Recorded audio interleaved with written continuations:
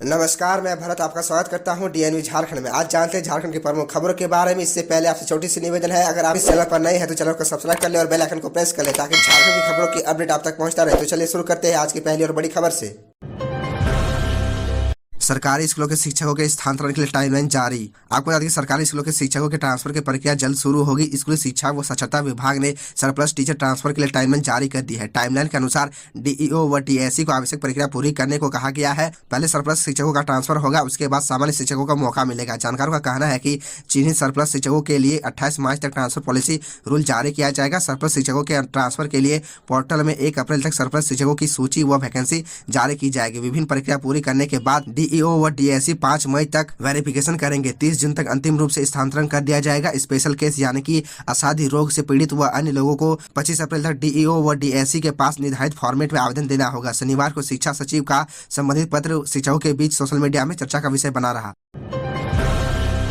रांची में 4 साल के बच्चे समेत राज्य में 2 पर इन्फ्लुएंजा की पुष्टि। स्वास्थ्य विभाग इस रणनीति पर कर रहा काम। दरअसल आपको बता दें कि झारखंड में H3N2 इन्फ्लुएंजा वायरस से पीड़ित संक्रमितों की पुष्टि हुई है। शनिवार को जमशेदपुर की 68 वर्षीय महिला और रांची में 4 साल के बच्चे में H3N2 इन्फ्लुएंजा की पुष्टि हुई है। संक्रमित महिला का इलाज TMH में और संक्रमित बच्चे का इलाज रानी अस्पताल में चल रहा है। संक्रमण की पुष्टि के बाद दोनों संक्रमितों को आइसोलेशन वार्ड में शिफ्ट कर दिया गया है। इधर स्वास्थ्य विभाग ने H3N2 इन्फ्लुएंजा की पुष्टि के बाद सतर्कता बरतने का निर्देश जारी कर दिया है। हालांकि एक सप्ताह पूर्व ही सरकार ने गाइडलाइन जारी कर सभी डीसी और सिविल सर्जन को इसकी तैयारी में जुट जाने को कहा था। जानकारी के अनुसार संक्रमित महिला सर्दी, बुखार, खांसी, बदन दर्द और गले की परेशानी की शिकायत के बाद 16 मार्च को टाटा मेन हॉस्पिटल में भर्ती हुई थी। लक्षण के आधार पर महिला के सैंपल की जांच MGM मेडिकल कॉलेज के माइक्रोबायोलॉजी विभाग में कराई गई, जिसकी रिपोर्ट शनिवार को पॉजिटिव आई है। इधर रानी अस्पताल में भर्ती बच्चे को परिजन निमोनिया की शिकायत के बाद 3 दिन पहले रानी अस्पताल में भर्ती कराए थे। लक्षण के आधार पर मासूम की जाँच निजी लैब में कराई गई, जिसमें H3N2 इन्फ्लुएंजा की पुष्टि हुई। खबरों में आगे बढ़ने से पहले आपसे छोटी सी निवेदन है कि अगर आप इस चैनल पर नए हैं तो चैनल को सब्सक्राइब अवश्य कर ले ताकि झारखंड की हर खबर आप तक पहुंचा सके। झारखंड के फर्जी सेल कंपनियों पर नकेल कसने की तैयारी। खान विभाग 142 की करेगा जांच। JSMDC ने मांगी ये जानकारी। आपको बता दें कि झारखंड में कुल 142 कंपनियों को कोल लिंकेज मिला है। इनमें कई कंपनियां फर्जी तरीके से चल रही है, यानी सेल कंपनी है। कई कंपनियां अस्तित्व विहीन है, जिनका कोई कारखाना नहीं है, पर वह कोयला उठा रही है। अब ऐसी कंपनियों पर नकेल कसने की तैयारी की जा रही है। खान विभाग की अनुसंघीय इकाई झारखंड खनिज विकास निगम लिमिटेड JSMDC ने ऐसी कंपनियों की सूची जारी कर आम लोगों से इन कंपनियों के संबंध में जानकारी मांगी है। लोगों से कहा गया है कि वे बताएं कि क्या इन कंपनियों का कारखाना है, क्या ये कारखाना के लिए कोयला ले रहे हैं या अन्य काम के लिए। खान विभाग के एक अधिकारी के अनुसार दरअसल जिला प्रशासन के स्तर पर ही खेल शुरू हो जाता है। कारखानों को कोयला उपलब्ध कराने के नाम पर कई सेल कंपनियां खोल दी गई है, जिनका कोई अस्तित्व ही नहीं है। ऐसी कई कंपनियां हाल के दिनों में पकड़ में आई है। अब सख्ती से इन कंपनियों की जाँच कराई जा रही है। JSMDC द्वारा जिला प्रशासन को भी सूची भेजी गई है और कंपनियों के बाबत जानकारी मांगी गई है।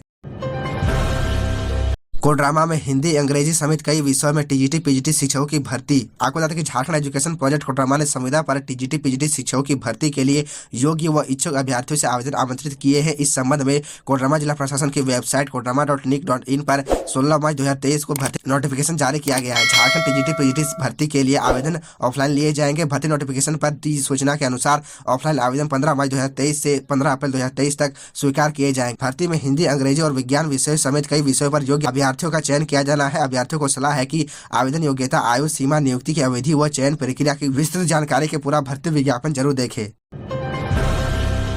यात्रीगण कृपया ध्यान दें, झारखंड से गुजरने वाली इन ट्रेनों के मार्ग बदल गए हैं। आपको बता दें कि जबलपुर मंडल के अंतर्गत कटनी और सिंगरौली रेलखंड के दोहरीकरण कार्य को लेकर इंटरलॉकिंग कार्य भी किया जाना है। इसके फलस्वरूप पूर्व मध्य रेल की कुछ ट्रेनों के परिचालन पर असर पड़ेगा। कई ट्रेनों को परिवर्तित मार्ग से चलाई जाएगी। 20 मार्च को हावड़ा से प्रस्थान करने वाली 13025 हावड़ा भोपाल एक्सप्रेस परिवर्तित मार्ग Garhwa road, Pandit Deendayal Upadhyay junction, Prayagraj Chheoki junction, Katni मुंडवाड़ा के रास्ते चलेगी। मदार जंक्शन से प्रस्थान करने वाली 19608 मदार जंक्शन कोलकाता एक्सप्रेस परिवर्तित मार्ग Katni मुंडवाड़ा, Prayagraj Chheoki junction, Pandit Deendayal Upadhyay junction, Garhwa road के रास्ते चलेगी। आपको बता दें कि 22 मार्च को भोपाल से प्रस्थान करने वाली 13026 भोपाल हावड़ा एक्सप्रेस परिवर्तित मार्ग Katni मुंडवाड़ा, Prayagraj Chheoki junction, Pandit Deendayal Upadhyay junction, Garhwa road, Ahmedabad से प्रस्थान करने वाली 19413 अहमदाबाद कोलकाता एक्सप्रेस परिवर्तित मार्ग Katni मुंडवाड़ा, Prayagraj Chheoki junction, Pandit Deendayal Upadhyay junction, Garhwa road के रास्ते चलेगी।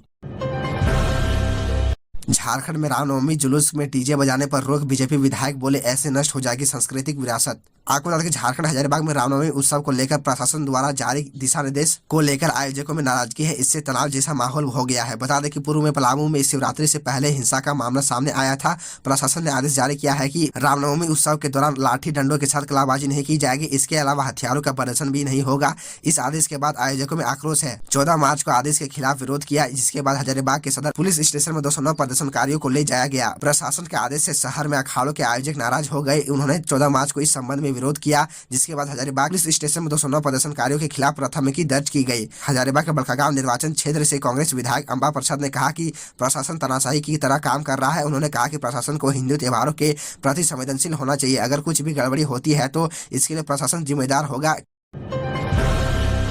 झारखंड के कई जिलों में महिला आईटीआई की हालत खस्ता। भवन तो बन गए पर पढ़ाई ट्रेनिंग से नहीं रह गया कोई नाता। दरअसल आपको बता दें कि राज्य के औद्योगिक प्रशिक्षण संस्थानों में महिलाओं को ट्रेनिंग देकर सशक्त बनाने का उद्देश्य विफल हो रहा है। राज्य सरकार के श्रम नियोजन प्रशिक्षण एवं कौशल विकास विभाग ने महिलाओं को विभिन्न क्षेत्रों में ट्रेनिंग देकर नौकरी लायक बनाने की योजना बनाई थी। इसके तहत राज्य की राजधानी रांची सहित कई जिला में महिला आईटीआई की स्थापना की गई। करोड़ों की बिल्डिंग बनाई गई, वहाँ विभिन्न विषयों की पढ़ाई और ट्रेनिंग की व्यवस्था की गई। अनुसूचित जनजाति की महिलाओं के लिए भी विशेष व्यवस्था की गई। स्थापना खर्च किए गए पर आज भी उन्हें ठीक से ट्रेनिंग नहीं दी जा रही है। कई ट्रेड में तो दाखिला ही नहीं हो पा रहा है, क्योंकि इसमें ट्रेनिंग देने के लिए कोई अनुदेशक ही नहीं है। कुल मिलाकर मैन पावर की बड़ी कमी है। इस कारण भी महिलाओं की ट्रेनिंग प्रभावित है। तो यह थी झारखंड की टॉप बड़ी खबरें, और इसी तरह झारखंड की छोटी सी बड़ी खबरों को देखने के लिए आप हमारे चैनल DN न्यूज़ झारखंड को सब्सक्राइब कर ले और बेल आइकन को प्रेस कर ले, जिससे आपको झारखंड की हर छोटी बड़ी खबरों की अपडेट आप तक पहुंचता रहे।